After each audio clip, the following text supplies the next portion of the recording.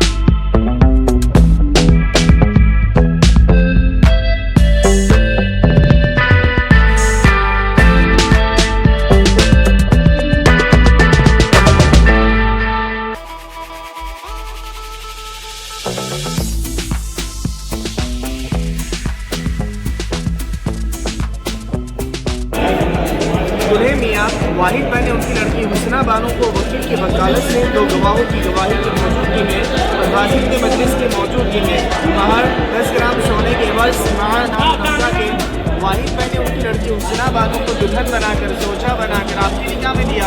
क्या आपने हुस्ना बानो को अपने निकाह में कबूल किया? मियां वाहिद भाई ने उनकी लड़की हुस्ना बानो को वकील की वकालत से 2 गवाहों की गवाही की मौजूदगी में और हाजिर की मजलिस की मौजूदगी में बाहर 10 ग्राम सोने के एवज नफका के वाहिद भाई ने उनकी लड़की हुस्ना बानो को दुल्हन बनाकर सोचा बनाकर आपके निकाह में दिया। क्या आपने हुस्ना बानो को अपने निकाह में कबूल किया?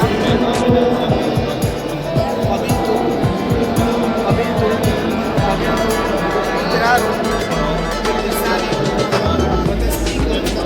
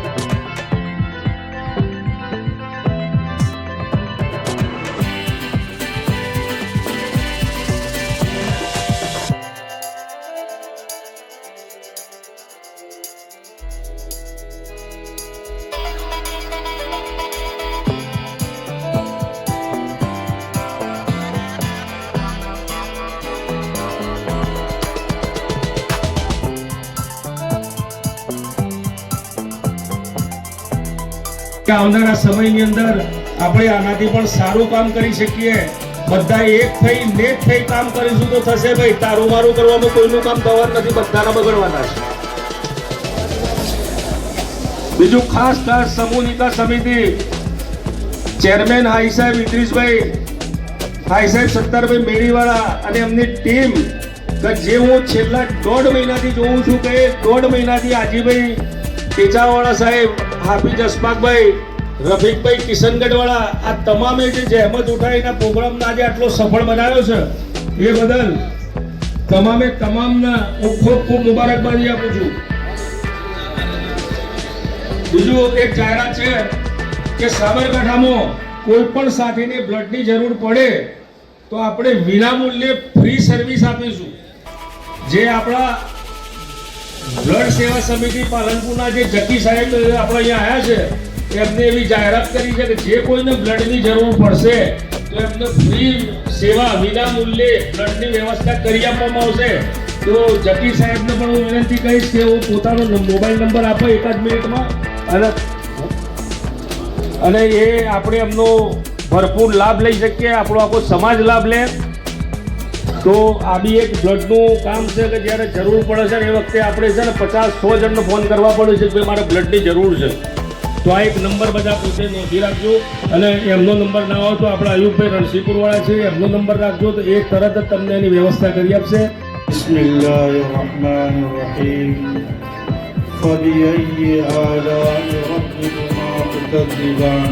आज मैं मुबारकबादी देता हूँ देश कला काउंसिल को भी, फिर उसके अंदर इज्तिमाई निकाह की जमात उसको भी, दुल्हा और दुल्हने जिन्होंने अपने जवानी के जज्बात को कुर्बानी दे करके, अपनी ख्वाहिशात की कुर्बानी दे करके या जुड़े तुम सब आपको मुबारकबादी देता हूँ। उसके साथ यहाँ पर खिदमत की लाइन से बहुत सारी बातें आई, अब मैं तो नाम भी मुझे याद नहीं रहते, तो आखिर में दामे इरहम में सकूने कदम में जिन जिन लोगों ने कुर्बानी की है, बलिदान दिया है, उन तमाम को मुबारकबादी देता हूँ। और सबसे बड़ी आज की मजलिस में खिदमत की बहुत बात आई, बड़े की बातें आई, फिर आखिरी सफ़र के लिए गाड़ी की बातें आई। ये जो है मतलब कि खिदमत रिफ़ायाम का काम करना तो असल ईमान वालों की मानवता की चीज़ थी। ये हर एक चीज़ की क्या फिक्र किया करते थे, इंसान की दीन की दुनिया की हर चीज़ की फिक्र किया करते थे। चुनाचे किताबों में आता जैसे आज ये समूह लगन करना, इज्तिमाई निकाह करना और उनके निकाह की फिक्र करना, ये भी जो प्यारे नबी की फिक्र थी। हदीस पाक में किताबों में आता है, हम सबके प्यारे आका जनाब नबी Preview.